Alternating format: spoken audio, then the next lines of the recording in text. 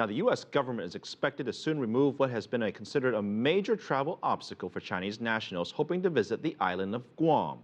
Washington announced it was introducing a Chinese visa waiver program for the American territory. This would eliminate what had been a very controversial one-month wait.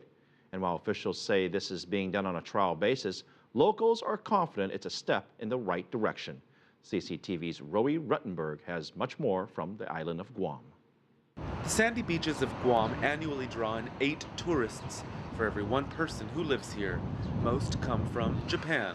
In fact, very few, around half of 1%, have been coming from mainland China, even though it would be just a few hours away by plane, if a direct flight were available. It's not.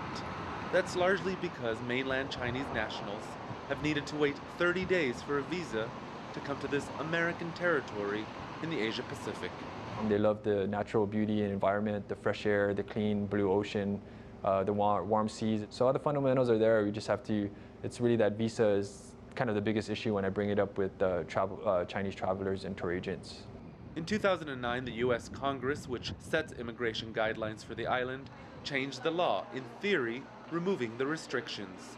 But the Department of Homeland Security had been blocking the law's implementation ever since, effectively limiting Guam's appeal to Chinese tourists. But after repeated promises by the Obama administration and lobbying by local leaders, the government finally changed its mind. By having Chinese guests who have come, enjoyed their stay, spent money, gone back to China, it's also, we believe, shown the U.S. government that this is not, any risk they have concerns over can be managed. It's likely the change will not only affect the amount of tourists who come to Guam, but perhaps also the types of tourists who visit.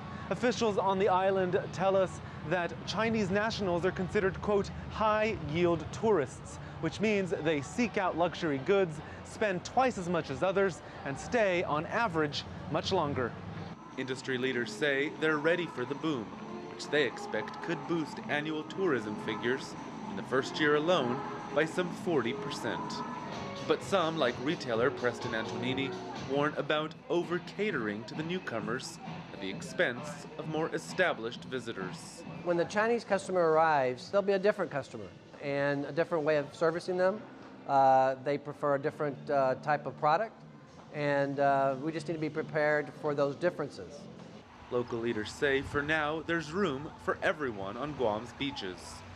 But with the restrictions removed, the question is, will there still be space tomorrow? Roee Ruttenberg, CCTV, in Tumon Bay, Guam.